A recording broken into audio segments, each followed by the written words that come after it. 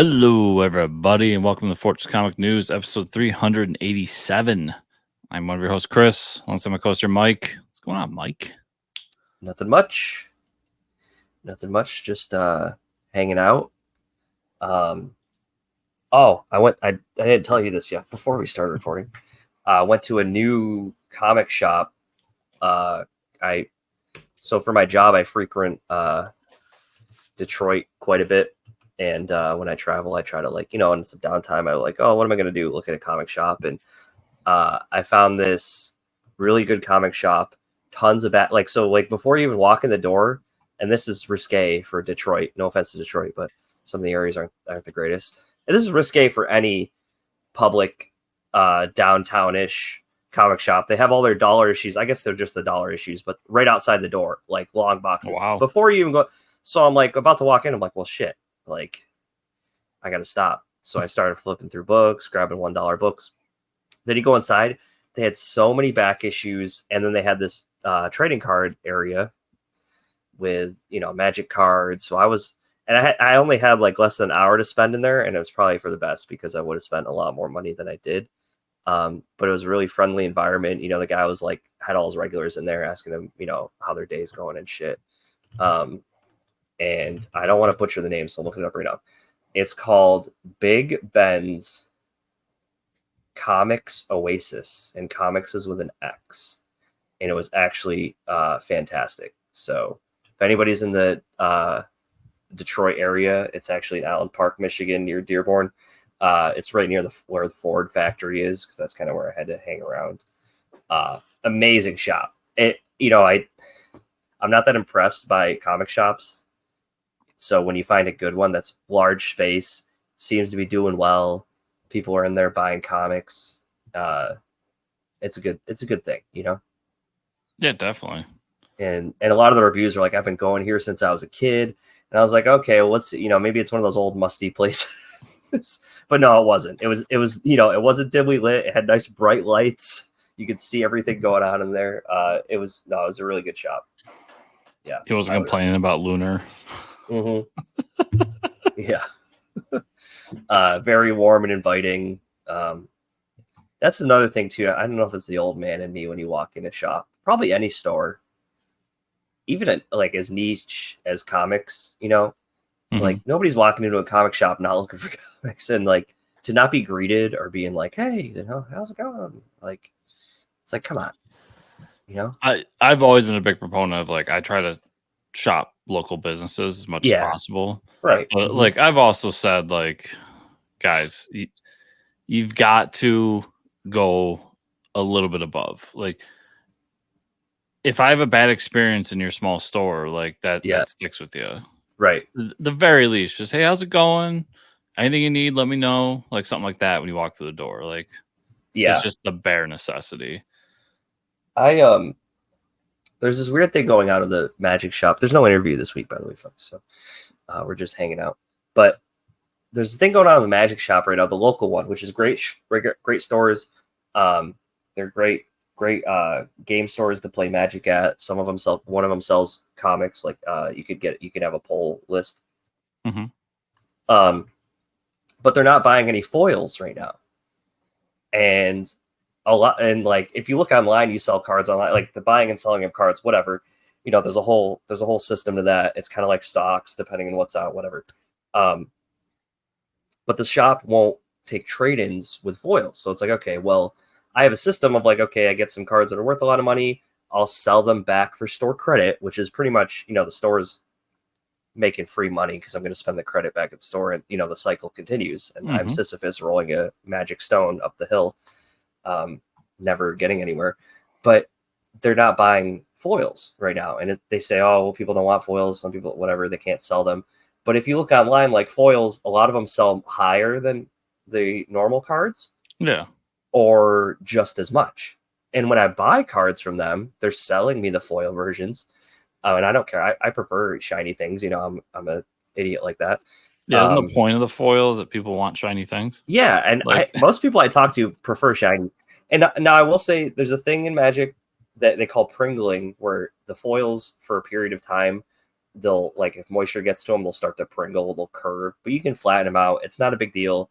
Like it's really not a big thing. And I get that's an issue sometimes, but I still prefer the shininess to the cards.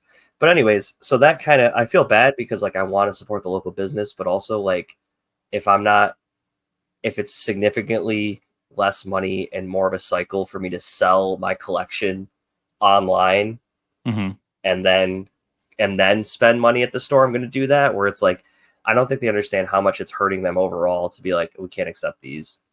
You know what I mean? To like, because I feel like other people are just going to take those cards elsewhere and not get store credit and spend it spend the cash wherever they get, not at that store, which is like it's kind of upsetting. But yeah, go to an online retailer, get it. Like, right? It's yeah. It's also that old thing. So I know it's been like a meme about GameStop, but I worked for GameStop for a long time, and when you work behind the counter, you understand certain things like why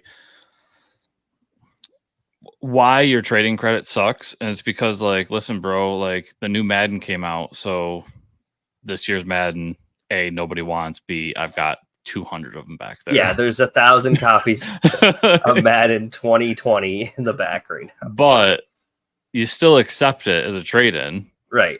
Exactly. Because that's the deal. Like, yeah. Right. Yeah. The only time that doesn't happen is like for online games and shit. But well, and it was like, funny. And that's the thing with those card shops. Like, right. Okay, people aren't buying the foils, but like your regular comes in and wants to trade in his foils, like you still buy them off. And it was a weird interaction the other day because I like walked in and they had this bin on the counter that said check out our foils singles. Okay. So to me that says, oh, they're gonna sell them at a lower price because all I've heard is they can't move foils, right? So I'm flipping through them. I pull out the card. Oh, what is this one? Oh, that's $40. I'm like, so you're saying you can't sell foils, but you're not doing anything to move the product. Like you're not allowing me to sell it for trading credit, which I would buy a foil that I need, of course. Well, like, I'm like, are you not selling it at a discount? It's just strange. Well, that's the thing. Like my local comic shop. Yeah. The owner. So when he buys collections, he always informs people like, listen, like you can go get a better deal somewhere else, right? But you got to put more legwork in. I'm going to offer you this. Yeah. And it's because he doesn't buy the $100 comic for 50 and then sell it for 100. He buys it for like 30, right? And sells it for like 50 or 60, right? So like everybody along the line gets a deal, like, and that's just what you should be doing. Is if you look online, you say, "Oh, this card's worth $40. You should sell it for 35 or 30." Right. Like make the people coming in your store feel like they got a deal. Yes, are you losing out on potentially $10? Potentially, but it's going to move so much quicker. And it's first rule of retail. Like you'd rather quickly go through inventory than sit on inventory. Instead of sit on this, I'm selling the single issue for $500. Yeah, like it's cool. You have that. If you have that book on the wall that's worth $1,000, that's cool, right? And that's going to bring people in a certain way. But if you have that book that's $80 on the wall and nobody's buying it, like that's when you're like, okay, like 60, and just move it, just get it out. You got move inventory. That's what fucking retail's all about, man. Just move. Talking about inventory management in this episode of the podcast, folks. Yes. It always frustrates me with retail. Like I see some of these retailers and they get like the incentive cover or the like this book became like when the Ultimate Universe started up. Yeah. And all the number ones were going for like $50 online. So all of a sudden, like 3 days after they're brand new, they're $50 on your shelf. Like, no, I get it. Like retail has to do something to like keep up, but like that's an asshole move. Like, sell it for sticker price. That's what it's all about. Yeah, that happens a lot in the game shop. And there's a lot of just flip-flopping with pricing and things like that, where that's why I've been moved to pre-order a lot of card sets now, because when they don't release the list, the game shop puts the pre-order up for like, MSRP pricing. But then when Wizards of the Coast release the list of the cards and they're like, oh shit, there's a reprint in here worth $20 and $30 in the secondary market, they know people are going to buy them, take them apart and sell them, put them in decks. So then that deck is like twice the price of what it should have been, MSRP. So that's like when they always go on So this is a heads up, everybody. If you're interested and you know when the Marvel or the Final Fantasy set for Magic the Gathering is coming out, which is sometime early next year, if the pre-orders go up, this is your sign. Pre-order immediately if you're going to want all the decks no matter what, because they will go up in price. Yeah. It'll double or triple for sure. And it's like that stuff pisses me off. Like the there's secondary no market, rhyme or fine, reason. but yeah, you can't be, as a retailer, putting things above MSRP. Like that's bullshit. Yeah. I'm sorry. I know some retailers are gonna be mad at me. I know some people who defend retailers are gonna be mad at me, but like there's an MSRP for a reason. That's what you sell it at. Right. And I know that because you know what those retailers are paying for that deck? Yeah. They go for what, $40? Yeah, they're 40. So they're probably making, well, I don't know if the margins are really that big on Magic products from what I heard, but I guarantee they're at least making 50%. Yeah. I will guarantee it. Yeah. If I'm wrong, sure. But like it's also if a retailer wanted to like take one or two of those and like be like, okay, take it off and sell it online. Right. I mean, yeah, out of sight, out of mind, I guess. But like, just MSRP people, come on, stop fucking people over. It's a shitty economy. Let's go. Yeah, I know. Come on. But, anyways, I think I did watch a couple things when I realized, Chris, that so here's a really funny story. I think last episode I might have talked about how I'm getting back into Korean and Japanese horror stuff. Mm-hmm.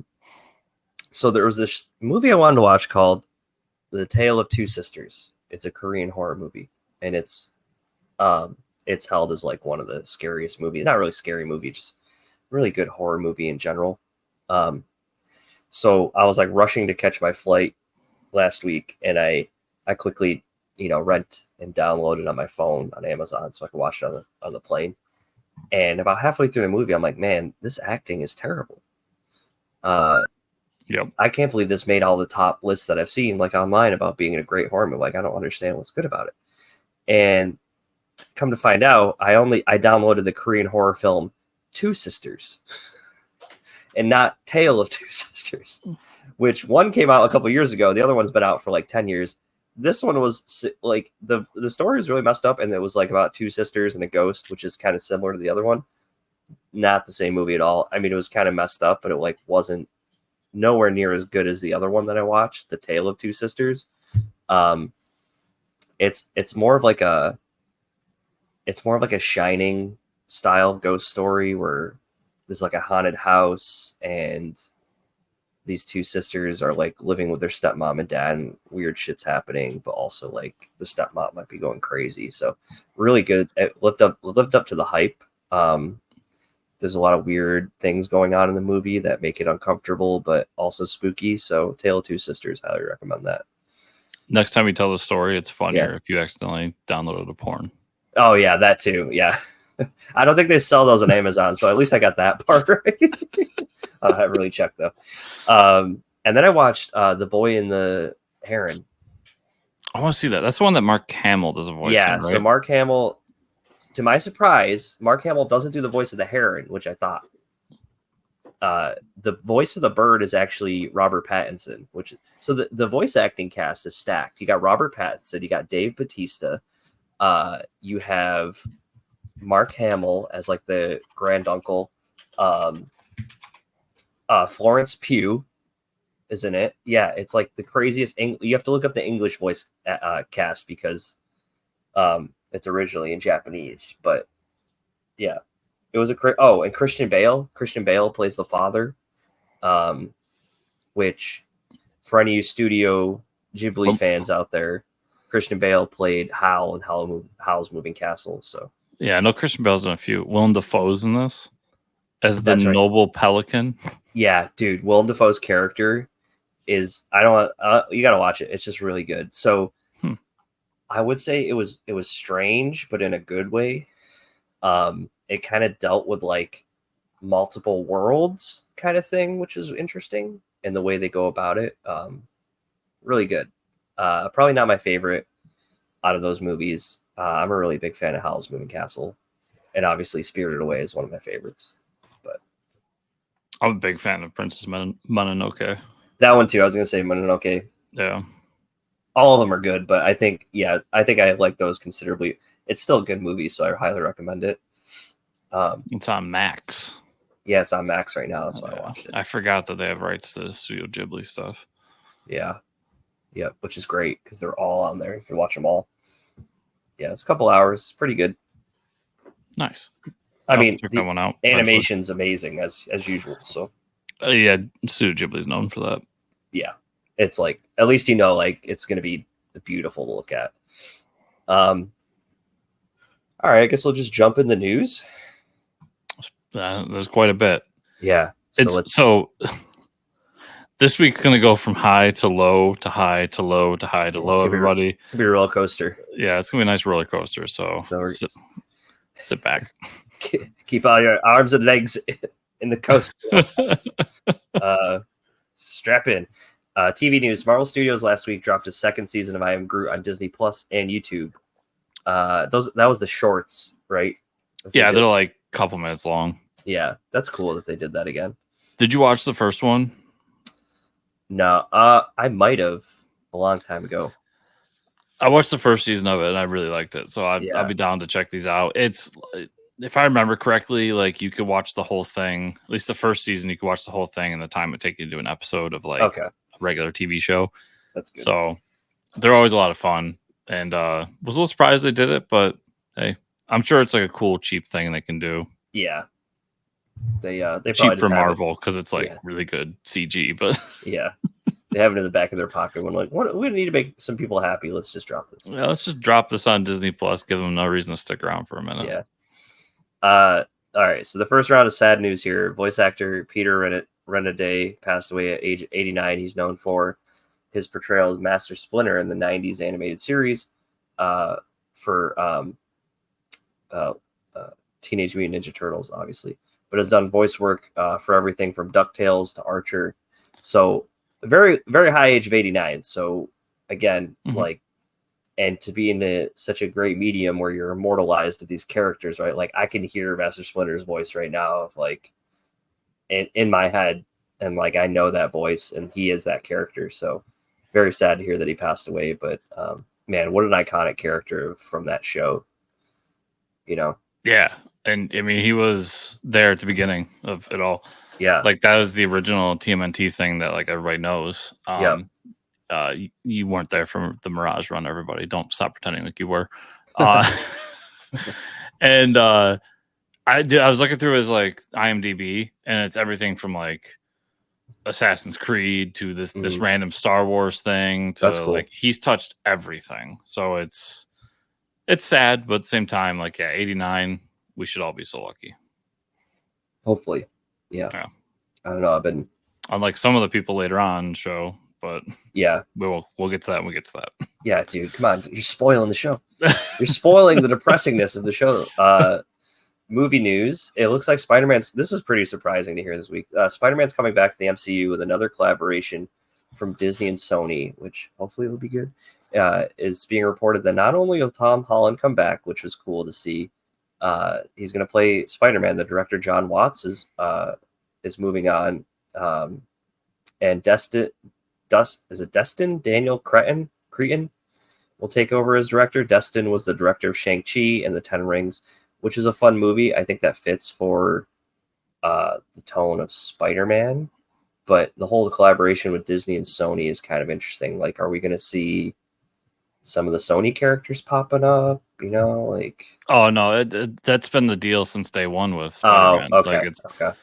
Like remember what it's been a while, and I remember stupid facts, but if you remember, like Sony was trying to push for more money from Disney for the Spider-Man movies. Okay, yeah. He was like, well, it's our property, and Disney's like, fuck you, we do everything.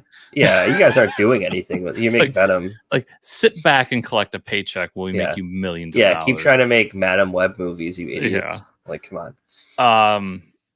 That being said, there's rumors that some of the Sony characters will make their way over. I hope they don't, but it makes sense. Like John Watts was originally going to do. Is he still on board for Fantastic Four? He might be. Yeah, I think so. Yeah, so he might still be in there somewhere. But I get it. He did his trilogy, and now they've got Spider-Man in a place where, if I would assume everybody remembers, where nobody remembers who he is. He's just this street level character again. He's not this over the top, larger than life thing that he was during the Infinity Saga. Bringing him back makes sense. Kind of doing a soft reboot on the character inside continuity makes total sense. Yeah. And I thought the suit at the end of the last movie was so perfect for like it was awesome. Yeah. The first Spider-Man suit. Yeah, and Shang-Chi was a fun movie. So yeah, it was really good. Really good. Yeah. I'm interested to see when more comes out about it. Like who's the villain now? Like we've done a lot of his biggest bads. Do we kind of treat it as almost a reboot where we maybe get a real Green Goblin for his universe? Right. Would be interesting. Yeah. I'll be very interested to see Tom Holland get a shot at like an actual Spider-Man movie from like the ground up, as opposed to him being kind of placed in the spotlight, put in right the from MCU. The beginning. Yeah. No, I'd be interested to see that. And then how he interacts with the MCU moving forward too. Like all of these are interesting ideas. I've loved all these Spider-Man movies. Tom Holland's fantastic. Yeah, it's gonna be hard to top No Way Home though, man. It's so epic. That's why I think it was so smart to like soft reboot it. Yeah, right. That's where it is now. Yeah. This was interesting because I've read a few volumes of this. Writers of Beetlejuice, Alfred Gao and Miles Miller are teaming back up to adapt the Image comic series Ice Cream Man for film. It's being reported that the movie will be produced under the Sony-based imprint Miller Gao Inc. banner, which is interesting. I'd say Ice Cream Man is that kind of weird like upbeat horror. So there's like, which kind of fits the, like if they do it with like a Beetlejuice tone, I kind of see it working because like Ice Cream Man it's almost like a horror anthology about this ice cream man in the town, and like some weird psychological horror shit's going on. He's like killing people and stuff. And there has like the few volumes I've read, there's like some overarching thing that there's like a good and a bad like entity, like, you know, trying to take over one another. But I think it'll be cool to see this and how they adapt it. If it's done well, it could be really good because it is really creepy. So looking forward to that. And from what I know of the franchise, you could get a franchise out of it. Like, yeah, it's not just a one done story. There's like 6 volumes at least out, I think now. So, and I think issue 41's coming out this week. Don't quote me on that, but I think that's what it was. Yeah. So and if you do it in that style, like you could just keep going with it for. It could be the next Saw, and we could be on Ice Cream Man 12 and 12 years. He's almost I think he's almost like an immortal, like Freddy Krueger kind of thing. Like he's. Yeah, there you go. What I mean, yeah.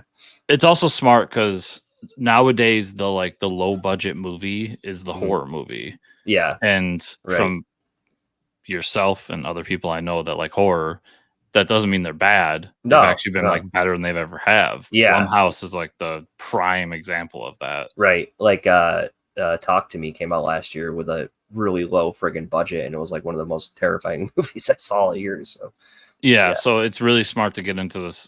And for Sony, who needs something, please give us something. Like you obviously can't do the big budget thing, so let's give these guys a small budget movie and try to make some money off of it. It's Morbid time. Jeez, it didn't work. Sorry, I still haven't watched Madam Web. Yeah, I will eventually watch this piece of shit. Oh God, I'm sorry, but I still have not watched it. And then just what was it like 2 weeks ago? The Craven the Hunter. Yeah. And then I got a story about the next one too, because it's another Sony thing. But I think it's smart at the end of the day. I think it's smart for them to do, get into an established IP. It's one they can kind of build off of, have for years and years. If done right, make some money off of it. So. Yep. Sony released the final trailer for Venom: The Last Dance. It's a terrible title. And gave us first look at the villain Null, which is always rumored that Null will be played by Norman Reedus. Interesting.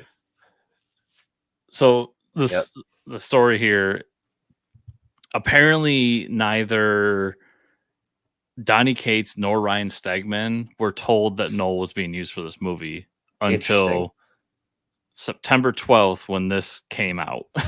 Wow.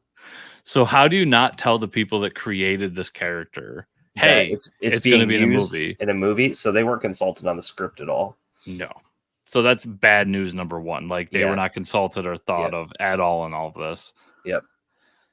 How much money they make off it, we'll see. Yeah. I think it looks fine. I mean, the Venom movies have been okay in terms of the Sony Marvel universe. They are the best, but that's not saying a lot. I've enjoyed them, but we're comparing this to Morbius, like one of the worst movies I've ever seen. So I don't know. I'll be there for it. It's it's the end of the trilogy. There's rumors too that this will like lead into how these characters get into the MCU. Mm-hmm. Some connection with Venom getting into the MCU, even though Tom Hardy is done with it. Yeah, there's a ton going around with this, and like Null's the big connection. Yeah, it's weird to see. Like, can you imagine being like those guys watching this trailer and being like, "What the fuck? Like, that's our character." Like, that's kind of crazy. They weren't involved at all. Yeah. It's like I said. Hopefully, they get paid because like Stegman wrote something like cute about like being able to afford a yacht or something now that this is happening. Right. But we know both Marvel and Sony's history with that. Yep. Mm-hmm. As far as Norman Reedus playing Null, I guess I don't like. I've never seen him play a villain, right? So, I mean, I guess he kind of was a villain in Walking Dead, but like a otherworldly villain, like a. I love Norman Reedus. I mean, going back to the Boondock Saints days, like that's a cult classic movie I've absolutely loved. He's great in Walking Dead.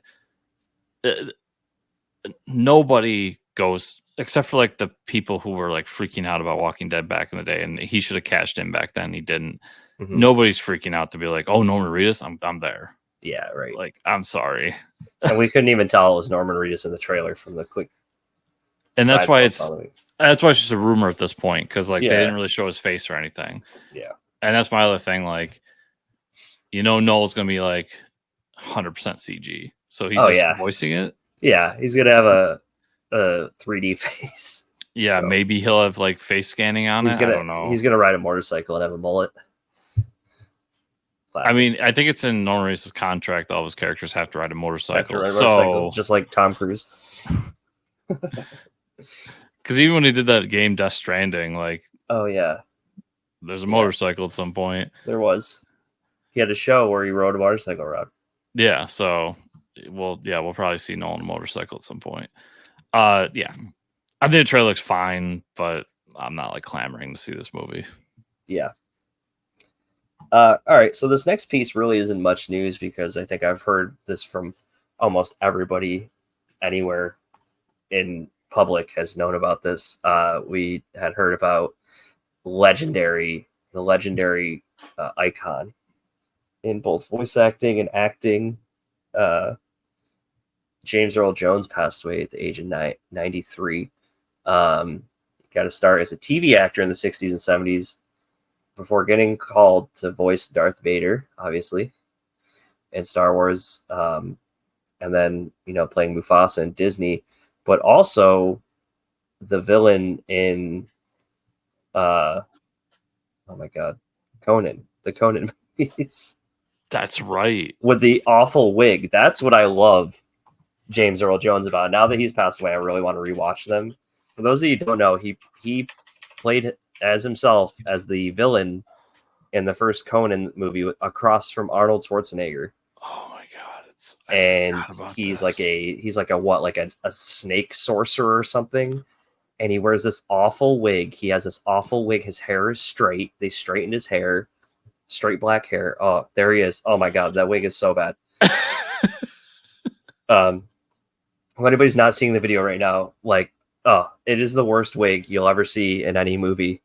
And we watched Arrow on CW, so to say that this is a bad wig of all bad wigs is pretty good.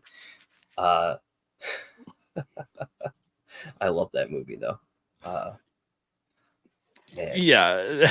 But yeah, such sad news. 93 though. Like, God bless. That's very old, and it said he passed away peacefully with his family. That's all you can ask for. But like, the dude's Darth Vader. You don't become more of an iconic villain than that. Like, that's it. You have made it. You know.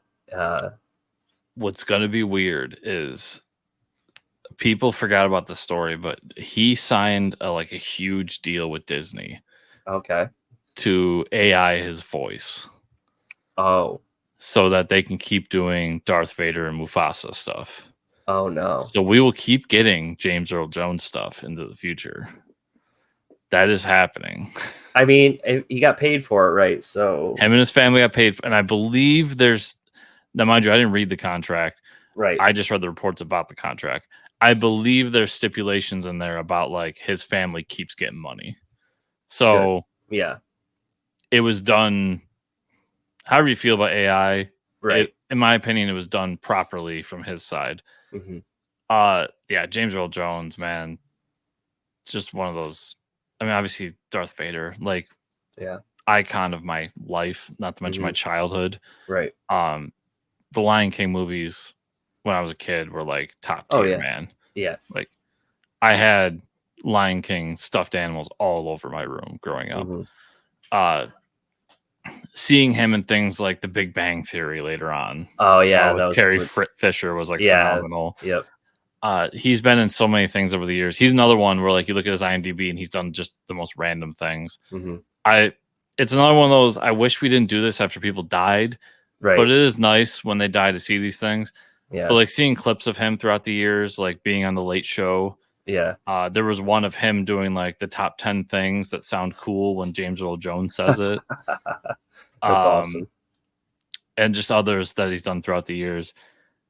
It was really cool to watch. You know, it's crazy. I had, when I was traveling, CNN was on somewhere, and I know, and they were talking about it. So I was paying attention for a second because they're talking about James Earl Jones, and they said, and also credited for doing the intro to CNN, which I don't watch enough CNN to even know this, but when so it's CNN, that's James Earl Jones who did the recording for that. He's done a ton of those over the years. Yeah, I had no idea. And then I heard it. I was like, oh shit, that is James Earl Jones. He's almost as prolific as Morgan Freeman with that shit. Oh yeah. Where you hear his voice everywhere. Commercials, everything. James Earl Jones too, but like for some reason his voice is iconic, but at the same time he can hide a little bit of it where you don't realize it's him. Right. Yeah. Yeah. Just an absolute legend. Yeah. Like I said, sucks that he's gone, but 93. Yeah. Damn. I'll be lucky to make it that far. Yeah, I'll be happy if I make it past 60. Yeah. I'm here for a good time, not a long time, brother. All right, I guess we'll just go into the comic book news, everybody, what you're really here for. Boom, boom. This week, Scott Snyder took to X, formerly known as Twitter, to show off a gift his wife had bought him. The gift was a candle that smells like a comic book store from Lola James Harper Company. After some investigating, we found the candle. The candle is available as well as a cologne for men. So this is amazing. Yeah. So Lola James Harper, that has the comic store of George. Amazing. It's a candle. They have a cologne. I kind of want to. I got to smell this to know if it does smell like. Do you think it just smells like a bookstore? Because does it have that like Barnes and Noble smell, or does it smell like an old musty comic shop? That's the joke. Like it has to smell like an old musty, dingy comic shop, it has right? to smell like that, right? Even that color, that brown glass color. And dude, I don't know what the conversion rate right now for euros is. Yeah, it's about $50. 54. Yeah, $50 for this tiny ass candle. I don't know about that. Yeah. Somebody out there wants to buy it for me so I can do a video on it, sure. But no, I will not be buying this. I think it's just a hilarious story. No, it is. I love shit like that. That's hilarious that Scott Snyder got it. It's just the fact that there's also a cologne. Yeah. That's listen. My entire life is revolves around comic books. There's no fucking way. Yeah, there's no way. That's not bringing the ladies in. No. I've been trying this for years. Oh my god, that's amazing. Yeah, I love that. That's a thing, though. It is. Yeah, it's funny. That's a real thing. Marvel announced a prequel comic series for the upcoming Spider-Man animated series titled Your Friendly Neighborhood Spider-Man from writer Christos Gage with artist Eric Gapster. In Marvel's animations Your Friendly Neighborhood Spider-Man, Peter Parker is on his way to becoming a hero with a journey unlike what we've seen before in a style that celebrates the character's earliest comic book roots. In this new comic series, you can take the very first steps along with him as he discovers his powers, decides to become a hero, and even picks out a name and costume. Now Peter's going to survive an entire freshman year as a newbie crime-fighting vigilante. And if you think you know how the story goes, you are in for a surprise. Interesting art for the comic cover. That's a very weird style suit. Yeah. Not something I'd be interested in. I still might check out the animated series, though. I'll be there for the cartoon, but yeah. Any of these like prequel, sequel books based on MCU stuff. Yeah. Nah, I'm good. Like, I don't need to dive deeper into the Let's MCU. wait for the animated show to come out first, like you said, and then we'll get into it. Yeah. I'll be interested in this cartoon, but that's about it. I look forward to finding out how he got his spider powers in episode 1 because nobody knows how that happens, Mike. It's gonna be different than you ever thought, Chris. He bites the spider. Just Tom Holland punching a spider. The spider gets into his ham and cheese sandwich and he eats it. Oh man. Marvel announced, spinning out of the pages of the Incredible Hulk series, is a new limited series titled Ghost Rider 44. That is a sick cover. The series will be written by Philip Kennedy Johnson, the fucking superstar, and art by Adam Gorham. I screwed up there. The title of this book is Hell Hunters. Oh, okay. Hell Hunters. Yeah. I didn't even look at the title, but I just saw the army guys and Ghost Rider. I'm like, Ghost Rider 44 makes sense. In the present day, Hell Hunters can only reawaken when the monsters come. During World War II, there are plenty of them, including Felix Bruckner, a Nazi officer who underwent a mysterious transformation of his own. When Bruckner's demonic army begins its march, Sal will be forced to embrace his supernatural new gifts to turn the tide of the entire war. Some of Marvel's most badass heroes fought on the front lines of World War II. In Hell Hunters, we'll see Ghost Rider 44's battle alongside the likes of Wolverine, Nick Fury, Peggy Carter, Bucky Barnes, and from the pages of Jason Aaron's Avengers, Soldier Supreme. 1944, as U.S. Sergeant Sal Romero is parachuting into Nazi-occupied Europe, young Nazi officer Bruckner becomes the host for an unspeakable evil in the aftermath of a violent meeting. Romero's reborn as Ghost Rider 44, who sets out not only to take revenge on Bruckner and the Nazis, but to save mankind from annihilation. Yeah, you had Chris at Nazis, folks. Like, this is... It does sound like a cool book, though. I do like this kind of shit. Yeah, I like that era of, like, when they go back to the era of Marvel, like the World War II stuff. Obviously, it's some of the best Captain America stuff. To get, like, Nick Fury and the Holland Commandos involved. There's a lot of cool stuff here. I'll be here for this. I'm not reading Incredible Hulk, which apparently this spins out of. Yeah, but I'll check this out. Like, I like Wolverine on cover just standing getting shot, and the show just doesn't even care. And like, what's Dum Dum Dugan doing there? Like that gun is it orange? Is it made out of like Cheetos? Yeah, like, did they hand him a fake gun? Be like, here you go, buddy. Yeah, here you go. It's your toy gun. Just aim it around and shoot. And then I always just find it funny, like, being someone that loves that World War II stuff, especially with Cap. Like, just Bucky's a teenager. Yeah, like, he's like 14, 15. And they're just like ridiculous suit. Yeah, they give him this ridiculous suit and they're like, here, have a machine gun, kid. Yeah. Here, have this bright red collar to wear when there's snipers looking at you. And then when he shows up as the Winter Soldier, everybody's just like, how'd this happen? Want to talk about your trauma? No.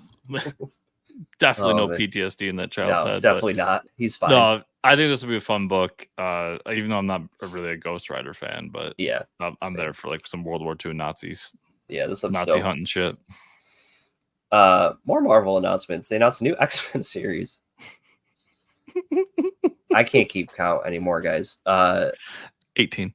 18, thank you. Set during the 90s run called Rogue Savage Land from writer Tim Seeley and artist Zulema Lavina. This looks like a total 90s book. Holy shit.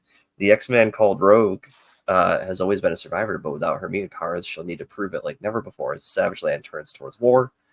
Rogue will need all her skills to survive dinosaurs, mutates, and the master of magnetism himself. That is an epic cover, but there's just too many. I don't care about Rogue, and there's just too many X-Men books. Yeah, I do like the Savage Land stuff, but like, yeah, I'm not there for this. I think it's funny. So like this cover, very 90s. So like Rogue has like next to no clothing on. Yeah. But then just to be like, well, it is 2024. So the chest hair. So we just like ripped off part of Magneto's suit. So he has like this bulging chest hair coming out of it. It's amazing. That sex appeal to it. Somehow his shirt is staying on with like the collar is attached, but he has this giant gaping hole in the front of his chest. Like what? I know some people are gonna be really excited for this, but like, I'm good. It's also confused because a lot of these books that like take place in past continuity to like fill holes, are really like cash grabs to help out the creators. This is during the Claremont and Jim Lee run. I'm pretty sure neither of the creators you talked about there are Chris Claremont or Jim Lee, so I'm really confused. So I don't know what's going on. Had a really good pitch. Yeah, Tim Seeley came out with a good pitch. But I would like to see more Savage Land stuff. They don't do enough of that anymore. That's pretty dope. That's one of those things that like they really hit on in the 90s and then just like got away from it because it was the 90s and we're trying to dinosaurs are popular again, so bring them back. Yeah. You know, people want to see more dinosaurs. I would. Yes. Dinosaurs. In the past, Marvel has ended the year with a one-shot comic called Timeless, which would set up the next year of comics, usually centering around Kang the Conqueror, much like the MCU Marvel Comics is abandoning Kang for Doctor Doom. And this year's one-shot would be titled Timeslider from writer Steve Fox and artist Ivan Fiorelli. Okay, so we got Cable there on the cover. And Bishop. And Bishop. And X-Man from the future arrives in the present with a dire warning. One of mutant kind's most hyper-advanced foes is eating his way through time, trying to stop the X gene from ever evolving in the first place. Only 2 X-Men can stop this chronal predator from achieving his goal if they can tolerate working together long enough. John Bishop and Cable on a trip through futures past, present, and beyond.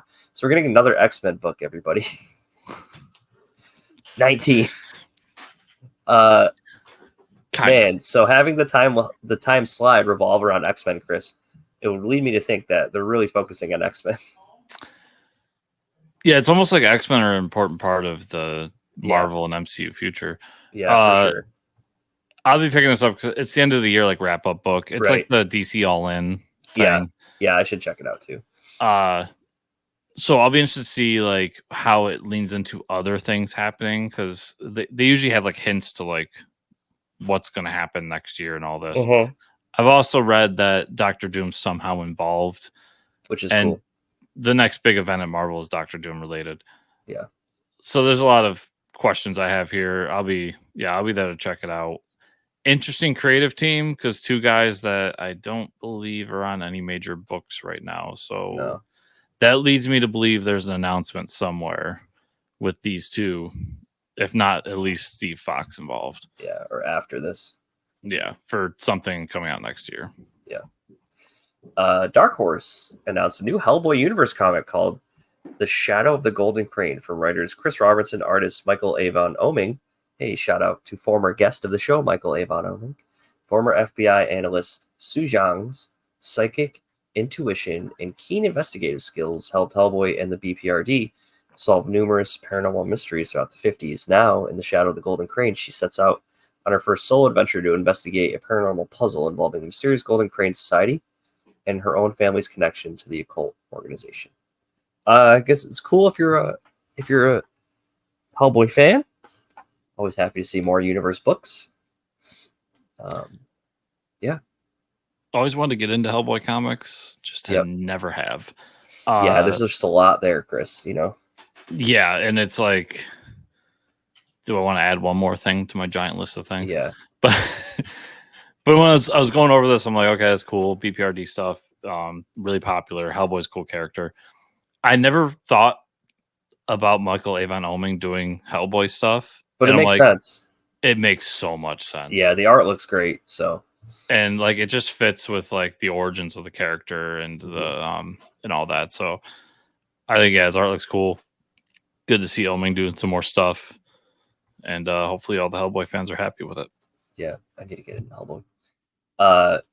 Mad Cave Studios announced a new series titled Long Cold Winter from writer Francesca Perillo and artist Stefano Cardacelli. Stefano's art, first off, amazing. In the not too distant future, the air on Earth has become unbreathable. However, a multinational company called Ergo has constructed generators that provide oxygen for those who can afford it. This is getting too real. Peace Dog, a desperate ex-soldier who has been willing to do anything to obtain breathable air, is haunted by his past and hunted by bounty hunters, though he may have found a way out of his current predicament by helping a mysterious robot child escape the dangers of a congested city. But someone from his past has no intention of letting him leave alive. I like the dude with the sword. That's interesting. I do love a lot of this art for this book. Sounds like a cool story. I might end up checking it out. Yeah, Stefano's done a lot of cool stuff over the years too. So yeah, and it's been interesting that he's been kind of gobbled up by Mad Cave recently. This is like the third or fourth book I can remember of that he's done with. Doing quite a bit. I don't remember him. He seems to do a lot of one shots. Mm-hmm. So I'm interested. Like, is this done? Yeah. Like, are we going to get on the regular? I don't know what his workflow is because I've seen him do almost exclusively one shots over the year. Mm-hmm. So, yeah, it sounds cool. We'll probably get a review copy, so I'll check it out. Yeah, true. I will be reading that. Yeah. Oni Press announced a collaboration with EC Comics, a new one-shot horror anthology titled Shiver Suspense Stories. The anthology features stories from Jason Aaron, Ben H. Winters, Canos, Peter Krause, and more. Amazing. Cannot wait for this. I love that cover. Just in time for Christmas, Oni Press and EC Comics are proud to present Shiver Suspense Stories, #1, the first and all-new series of exercised EC specials colliding tales of horror, science fiction, and powerfully potent suspense in one joyously wrapped package that may or may not be leaking something strange under the Christmas tree. Yeah, those covers are awesome. I'll definitely be reading this just in time for the holidays. Did you catch who that first cover's by? Go back. It looked like Derek Robertson. Correct. Nice. Yeah, nice Derek Robertson cover. Yeah. The EC books have been cool. Yeah, I've really enjoyed them. Yeah, I've been reading the horror ones. Yep. And there's something about Christmas with like horror stories that just works. Yeah, I don't know what it is. Yeah. Yeah. So I'm there for it. And I mean, you basically had me at Jason Aaron. Yeah, true. So it's been a cool collaboration over there, Oni, with EC. Hopefully they keep bringing them out and they keep being as good as the Cruel Universe and Epitaph from the Abyss have been. So yeah, pretty excited. Yeah, I'm there for it. Ahoy Comics announced a new series titled Archaic from writer Melissa F. Olson and artist Sally Cantorino. Oh, that is some crazy looking art. After Tess Halliday's crooked ex-husband steals from some bad people, Tess is off-grid in snowy Chicago with her teenage stepson, Tio, and 10-year-old twins, Audrey and Liam. Then life-changing news arrives on the doorstep. The biological father she never met has left Tess a tiny coastal island off North Carolina called Demonde, which includes a mansion and trust and guarantee that Tess and her family will have complete safety. Tess is grateful for a temporary escape to sunnier shores. But the island has her own plans for the holidays, and they don't include sunbathing. After the mysterious death of Tess's father, Philip, the sentient controlling Demonde needs a human trustee to deal with the resident frustrated gods and squabbling legends. Now that she's here, Tess is bound by blood to stay forever, at least according to the island's two-faced, literally butler, and the local goddess of the dead. Caught between a sentient rock and a criminal hard place, Tess and the kids find Philip's killer and understand their place on an island of retired magic. Wow. I don't know what to say about that description, Chris. It was Marvel-esque, wasn't it? Yeah, that was very Marvel-esque, and there really isn't a focus on the story. I'm going to read it because I'm a big Ahoy fan. I just need to read it to understand what the hell's going on, because I feel like that description did not do it justice. I think it's probably an interesting concept. You inherit an island, it's ruled by God, and now you're bound to it. I think that's the gist of it. So sounds pretty cool. It sounds interesting. Yeah. I've been a little worried about my choice of Ahoy books recently. Maybe I need to start listening to you more because I haven't been enjoying their stuff as much. But we'll see with this one. I'll definitely be checking out at least the first issue. Yeah. It sounds interesting enough. And whenever you bring in like pantheons of gods and stuff like that, like you at least got my attention. So yeah, I mean, True. Ahoy, for the most part, it seems like stuff I don't read. That's been really good stuff. Yeah. So yeah, I think it's worth checking out at the very least. Okay, the roller coaster's almost over. We got a couple more sad news passings coming up. First, we have legendary artist John Cassaday passing away, age 52. Known for his run on X-Men and, of course, Planetary, among other comics in his career, young age of 52. That's really sad. Did you read Planetary? No, but actually on Amazon, it's like $40 right now. Oh, okay. For the omnibus. So I will be reading Planetary in the near future, Mike, because I may or may not have bought it. Really sad, but yeah, definitely his art was amazing. So yeah, John's art was amazing. He was known mostly as a Marvel artist for a lot of his career. Yeah. And has won like so many Eisners throughout it too. He did do some DC work, like he did some of the Just Imagine stuff. He did some like one-off things. Of course, Planetary is the big one. They count that as DC. That was Wildstorm. Yeah, it was DC Wildstorm. bought it later. Yeah. But I always think of his Marvel stuff. Being a Marvel fan, he did a really fun run on Captain America. That's cool. He's done. He did the Uncanny Avengers run, the original one that I really, really liked. After I think it was Avengers versus X-Men. And then, of course, him and Jason Aaron were the team that brought Star Wars to Marvel. So yeah, which is awesome.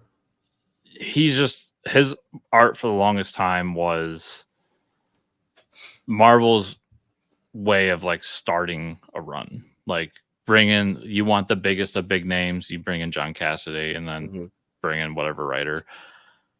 Sucks to see him gone, man. Like, after looking it up, because he hasn't done work in a while now, other than like covers. And some people were like, there's something wrong with his covers.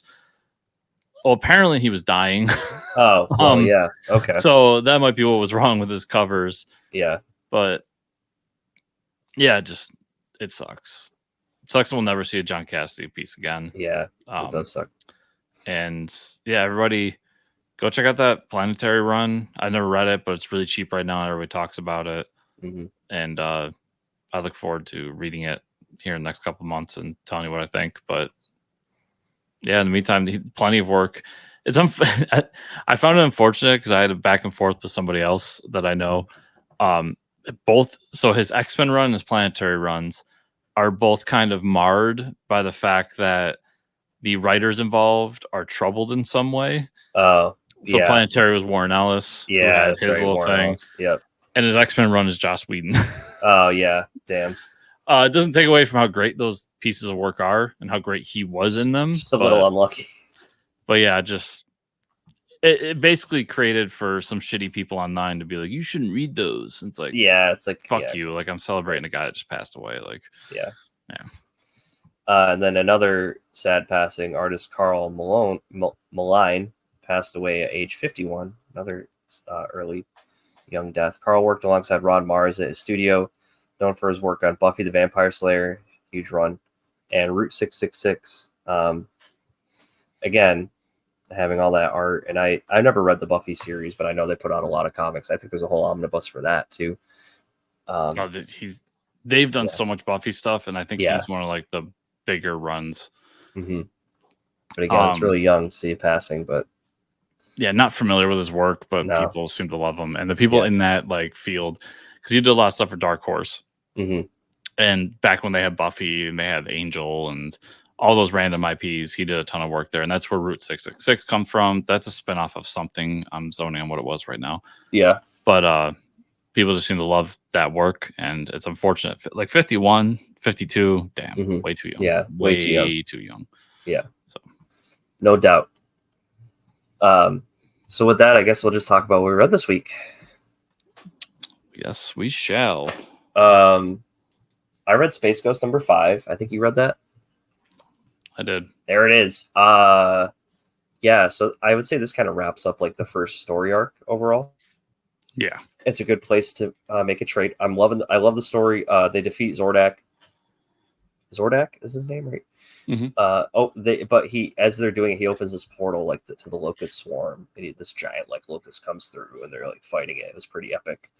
And they defeat it, and then Jace quits after because he kills Zordak. The young kid Jace like shoots him and kills him, like so we think he gets knocked into the portal. The classic like falling into the portal to the other dimension, and Jace is like, well, I killed a guy, so I feel bad, so he quits, and that's kind of where we left off. It was a great issue though. This series has been amazing. Yeah, spoiler alert, Mike, he's not dead. Yeah you don't kill Space Ghost's #1 villain. Yeah, you don't kill Zordak and send him into another dimension with locust swarms, and but that's what they want you to think. Yes. Yeah. I thought it was interesting because I did not expect there to be an actual like portal to this like ancient god that they were. Yeah, that was pretty sick. I thought the lead up was going to be like he's this death cult leader, and the death cult was all a scam. Like most death cults. Yeah. Like all death cults actually. Most of them. Except for that one back in the day. It was a great issue.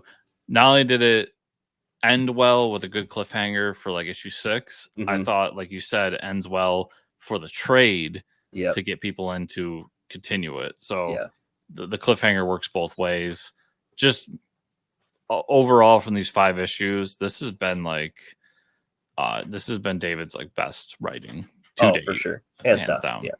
So I completely agree. It's a great series. If you can catch the trade, if you haven't been reading along with us, it's well worth your time. Another book I didn't think I'd be enjoying that much this year, Gatchaman number 3. Our buddy Cullen Bunn. There it is. I thought it was a good issue. June gets last issue they're like, okay, well the enemy's been going undercover with us, so let's go undercover with them. And then there's been this overarching plot of like they're trying to convince the professor, who's like an asshole, to like have more than one team. We don't need more than one team, blah blah blah. Well, this issue kind of wraps up where you need multiple science ninja teams because June gets caught while she's undercover at the Galactor base, and as she's getting caught, they send a monster to go attack the city to kind of like distract from that. So like the current Gatchaman team has to make a choice between saving June and fighting the monster, and June's kind of like, I'll take care of it on my own. But it's like, they're going to have to come out with a second team. Like the B team's coming in.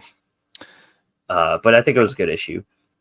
Yeah, I like the B story of the B team. Yeah, right. And how like she's not happy about being on the sideline. Yeah. And she has a point. Like, Galactor has all these people and they're just sending them out. Like, why aren't we just doing the same thing? Why are we just sending all these people? Why do we train them and then they just sit there? Yeah. Yeah. This book's been a blast. It works so well as like a animated cartoon feel like. Yeah. Just everything about it's been so much fun. And surprise, I don't know why I'm surprised because he's an amazing writer, but just always surprised when I see Colin do stuff like this that isn't just like strict horror. Yeah, right. Yeah, it's really good. So it just proves that he has chops all across this industry. Speaking of that, Godzilla Power Rangers Part 2, number 5, the final issue from Colin Bunn, which might not be the final issue for the series, everybody. So the Power Rangers beat Rita Repulsa, the enemy that she's teaming with like the Dark Ranger people. But by the end of it, so there's a big fight with the Power Rangers and the kaiju, and it's all epic and great. Like that stuff speaks for itself. But Rita's like, well, I picked the wrong person to work with, obviously. So then she starts to say for the next series that she's found all these Ritas from the multiverse that she's going to be working with in the next series. But she's like, I'll just team up with myself because there's a multiverse now. But the Rangers had lost their like coins where they can change, and so they're like, well, we don't have powers now. So before it all wraps up, they like turn them into permanently kaiju Rangers. So there's like the Dino Rangers and Ninja Rangers. Now we have the kaiju ones where their helmets are like shaped like the kaijus. It was awesome. They like took the kaiju powers, gave them new like coins and they're kaiju rangers. Like the next series is gonna be about kaiju rangers and a multiverse of Ritas. The series is insane. Colin did a great job. It's a lot of fun in a book, man. It's great. That sounds awesome. Yeah. Do you remember what kaiju they are? Are they like named kaiju? Like is there Mothra and? Oh yeah, there's Mothra. One's Mothra. Obviously, one's Godzilla. I think there's a Destroyer, Rodan. I can't remember. That's like, yeah, there's definitely a Mothra and a Godzilla though, like the popular ones. Yeah, it's pretty awesome. That's great. And their like Zords are shaped like them too. Shazam number 15 is all right. I'm feeling the no more Mark Waid on Shazam. You know, I'm feeling that for a bit. That's why Shazam has fallen down my list. This is more like a Zam than a Shazam, if I could say that. Wait, you know, they fight with the Subman people. The gods show up and they explain some weird shit that I don't understand. And then Billy's back as Shazam, and he gives Freddie Freeman powers. So now Freddie's back with his Shazam powers. So it was really just like pushing us along for Billy to get his powers back and be Shazam. So now maybe we can start telling Shazam stories. But these last few issues have been a lull for sure. Thought I had a rim shot for you, but I don't have one. Damn. That would have been awesome. Yeah, I still get Shazam. It's not the top of the read that it was when Mark Waid was writing it. Absolute Power Task Force VI 6, number 6. This one, I have some questions to the DC editors and writers. Maybe there's a reason for this, but so Amazo destroys Themyscira. He grabs a bunch of, so there's this well there where there's a bunch of souls of like metahumans, and he starts sucking up all the souls to absorb their powers. And then he cuts them off with magic from their island. He's like, okay, you want to be cut off? So he steals a magic user, cuts them off from all magic, which is pretty cool. And then, so we see Waller talking to a superwoman who we believe is from Earth 3, the crime syndicate. But they make the comment, they say, talking to Superwoman, it was referenced that it was Donna Troy and not Lois. So from Earth 3. So if anybody knows Crime Syndicate and the evil Superwoman, we know that it's Lois Lane. Mm-hmm. And it's not Donna Troy. So I don't know when we made that change, folks, or if there's going to be a callback to that. But I believe that it's supposed to be Lois Lane. Unless something happens and I missed it somewhere in the DC universe. It was weird to be like, oh, Donna Troy's not Superwoman, but okay. So maybe they messed up, but I can't imagine the editors would mess up something. I mean, that's a pretty big, unless they just don't care about Earth 3 like I do. I don't know. Oh, so they're specifically talking about Earth 3. And named Donna Troy as the super. Yeah, so someone's watching Waller. There's like, oh, and there's an evil Superwoman, and it's Donna Troy from another Earth, and it's Donna Troy. So unless it's a new Superwoman from a completely different multiverse other than Earth 3, I don't know who it would be, but I don't know of any Donna Troy evil Superwoman that I know of. Well, the wiki says Donna Troy of Demon's Island is Superwoman, ambassador of Warrior Woman in Man's World. Demon's Island? Let's see when this. This is from. Oh, that's probably why I forgot about it. It's from the War of Earth 3 crossover. Oh. Okay. Interesting. Yeah, because it says here, Task Force 7. There was a Crime Syndicate book. Yeah. Recently. Mm-hmm. Yep.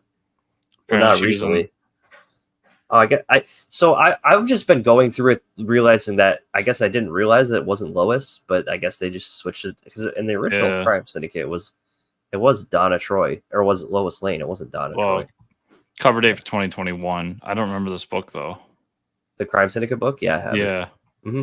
I probably have it. I just don't remember it. Yeah. But I remember these War of Earth 3 stuff being not great. So no, there was a lot of crossovers happening. So yeah, I didn't read them all. So that must have been when it happened. Because I'm pretty sure DC likes to play this game of like Earth 3 gets destroyed and then is reborn. It's a new crime syndicate every time. True. Yeah, that's what happened. Yeah. So you're right. That could have that explains the canon of them messing up. This seems like a weird. I mean, yeah, to go along with them wanting to make Donna Troy a thing, but just stop. So I mean, so Waller. I mean, the main thing is Waller's talking with people from Earth 3, so maybe they'll get the crime syndicate back. Steve Trevor gets caught sneaking around. Anybody runs into Wonder Woman and Robin, who are trying to like break him out of the facility where Waller is. So that was convenient. Okay. And then I caught up on Gotham by Gaslight, Kryptonian Age, issues 3 and 4 this week. Are you reading this book? Yeah, but I've only read the first 2 issues. Okay, so 3 and 4 get really good. Wonder Woman saves the group, the Adam Strange group that's on an expedition looking for the ancient Kryptonian ruins. Mm-hmm. Batman and Catwoman are looking for the ring that the League of Shadows are trying to take. It's a green ring. So Green Lantern. Yep. So we also, on the same side of it, we're on this moving train where the green ring is being hidden, and we run into this guy named Alan Scott. And he happens to just be on the train where the ring is being kept. There's a big train crash. Alan Scott gets the ring. He obliterates some of the League of Assassins that were coming to like take the ring. So there's like this whole thing of like, he's like, oh shit, like I don't deserve the ring, but I got it. We get some background that Themyscira was like actually hidden in the core of the Earth. It's not like another island. And the Kryptonians were wiped out. They were on Earth before everybody. They got wiped out. And whatever wiped them out is hiding on Mars. It's some evil being that we get like a slow reference to. Alan Scott, he gets the ring in the train wreck. And then while all this is happening, Lois is trying to pin. Lois Lane is doing some research on Lex Luthor. He's buying up all these dig sites around Smallville for some reason, because we think there's probably a Superman or a ship there. And it's really interesting that Lex Luthor hires Vic Stone, who we know Victor Stone is Cyborg, for experiments with electricity on people he's like working on. But he's also been hiring villains from like Blackgate Prison, kind of making his own Suicide Squad. So there's a lot of cool stuff in the Kryptonian Age that's happening with other heroes. This is what I want to see out of this book. Give me the other heroes that we haven't seen. We got Gaslight, and so we get a lot of that in issues 3 and 4, and I think it's really good. They're building this really interesting world. So it's interesting they chose Alan Scott, and that they like are homaging his actual origin. Yeah, with the train wreck and stuff. Yeah, it's really cool. And it's funny because he has a hot air balloon that he calls the Green Lantern. So it's like this big hot, so that's like it's funny. But yeah, that's all I got to this week. Let's see. I read All Winter. I really enjoyed it. You talked about last week. Yep. I read Just Society of America number 11. I'm with you. What the fuck? What the fuck? What's happening here? What are we doing here, guys? I'll start with DC versus Vampires World War V number 2. Yep. That was a good issue. Really enjoyed it. I think you talked about it last week too. Mm-hmm. If I'm right, yeah. So I won't dive too deep into it, but yeah. Speaking of Ahoy, Deadweights number 6. So it's done as a complete package. It's okay. It's just okay. I thought the ending was too convoluted. Like they started getting into like clone shit and like who's the real this character, that character, and I thought we just went way too deep on what should have been a very simple, fun story.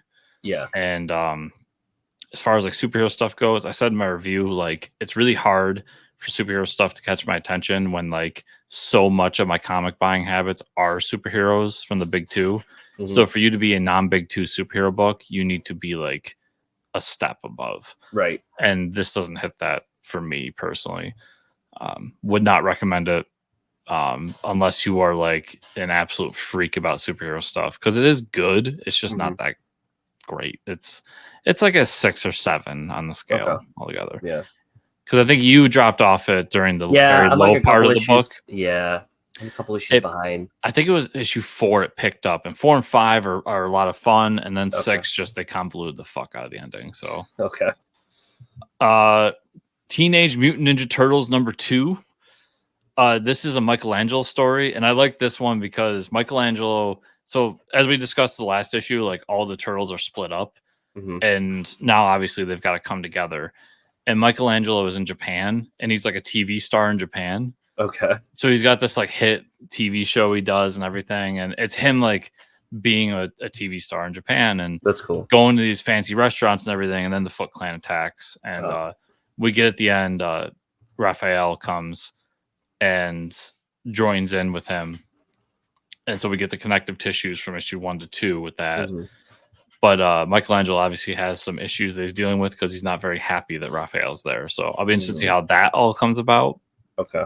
But I feel like we won't get that till probably issue 6 because I think the next issue is Donatello, if I'm correct. Okay. But continues to be really great. And it's Raphael Albuquerque art for this issue. So nice. Really cool. Yeah. And then speaking of Colin Bunn, I read Autumn Kingdom #1. Oh, okay. This is... It's funny because there's a little bit of like layers to this. This is about an author who's writing a fantasy novel. Okay. And so they go out into this cabin in the middle of nowhere. It's like a staycation thing where he's going to work on the book and the family's going to like enjoy the scenery and all that.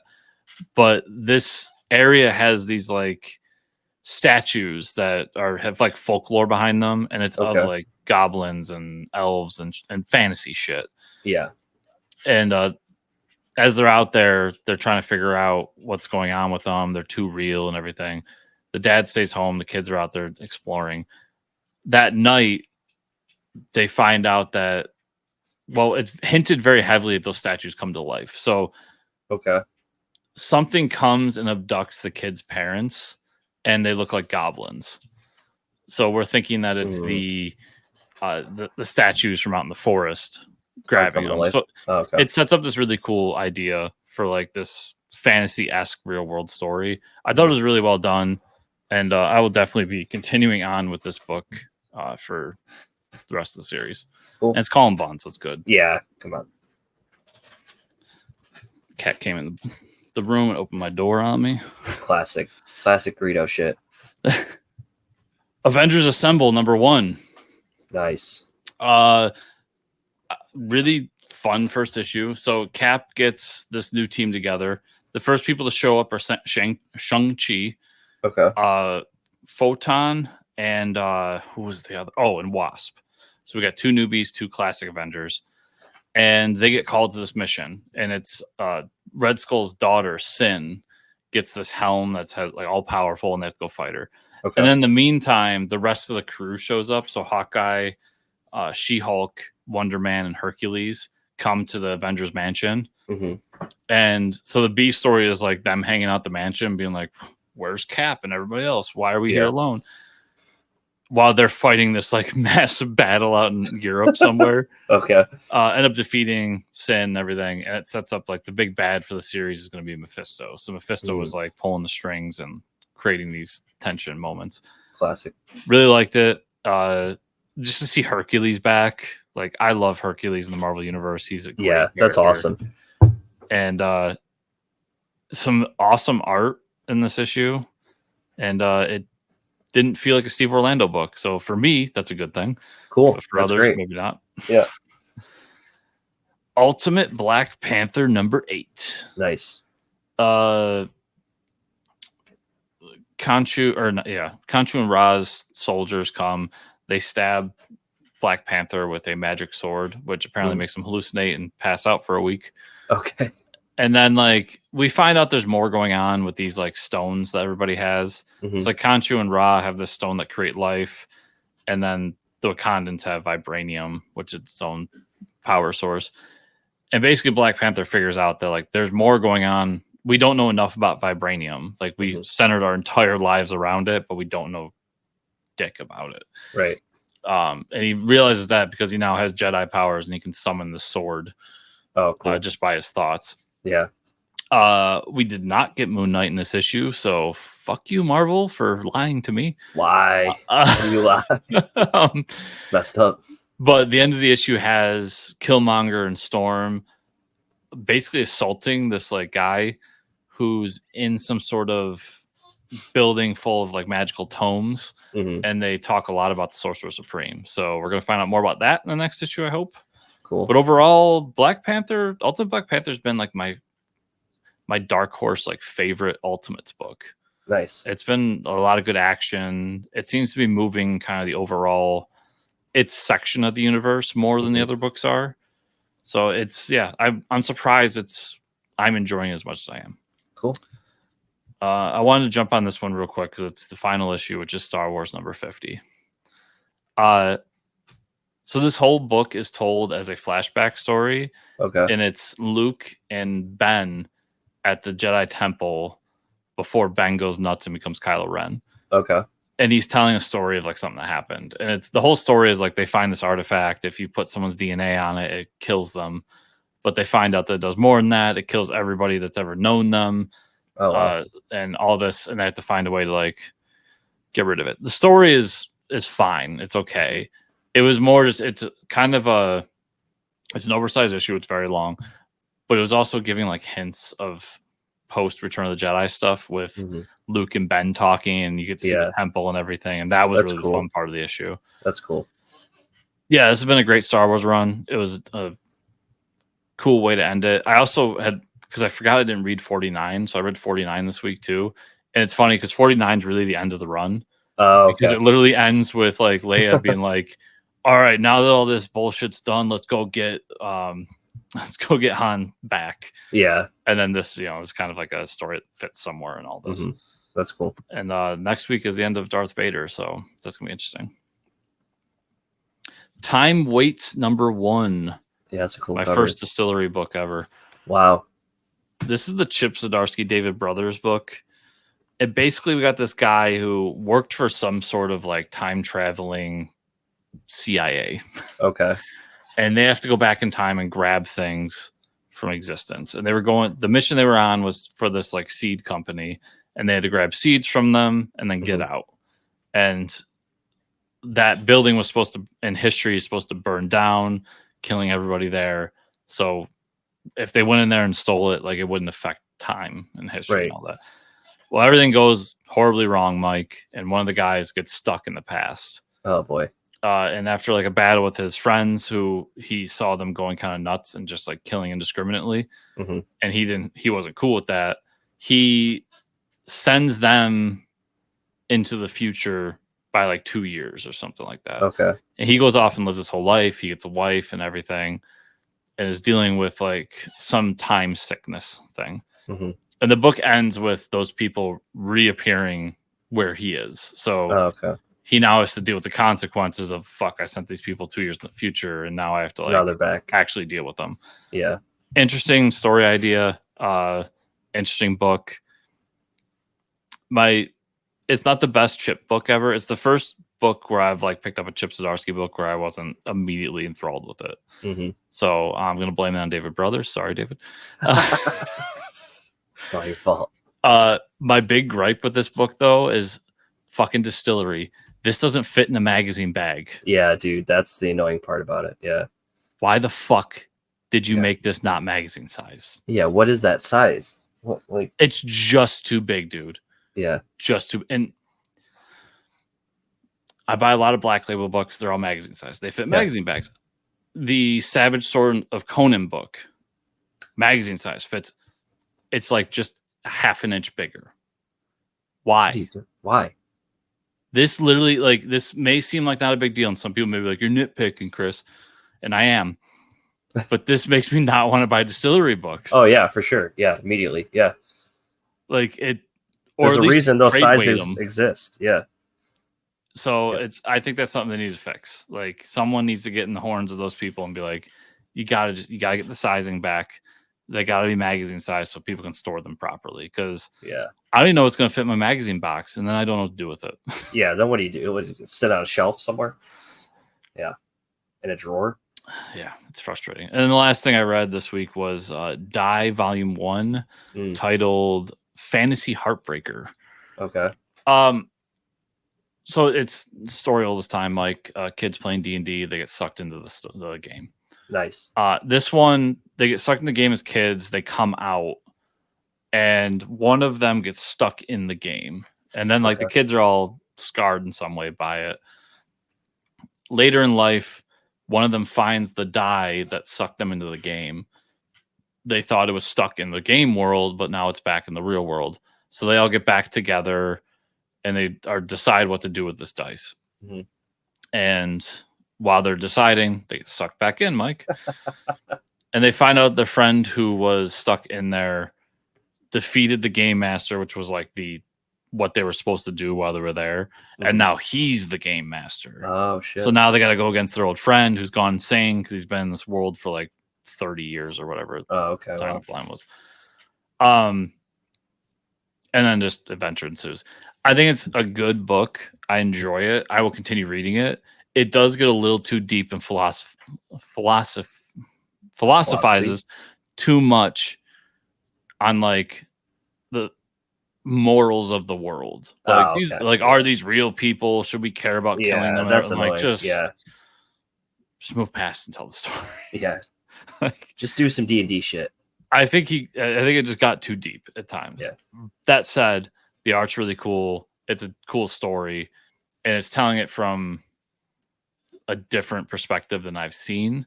Mm-hmm. Where, like I said, like one of the friends is now the bad guy, and then you find out a big reveal. You know what? I'm gonna spoil the big reveal at the end. The big reveal at the end of this volume is that when there's these creatures that are undead in the world, like a good D&D thing would be. Yep. And we find out that the souls of those creatures in this world are actually souls from the real world that are stuck in the game world. So basically, this place is limbo.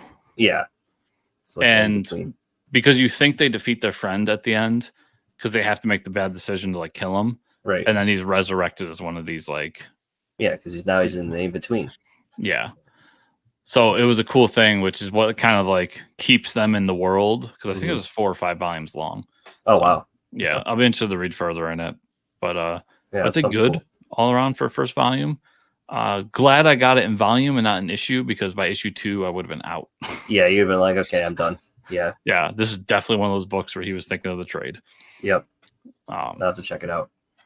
Yeah. Oh, yeah. And if you have Comixology Unlimited, the entire series is free. Oh, cool. Awesome. So that's how I read it. Yeah, nice.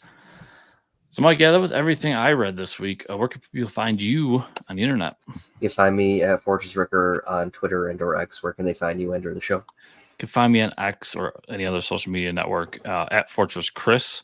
Also, you can find me at chriscomicscorner.substack.com. You can find the show on X at fortresscomics_ or at fortresscomicnews.com.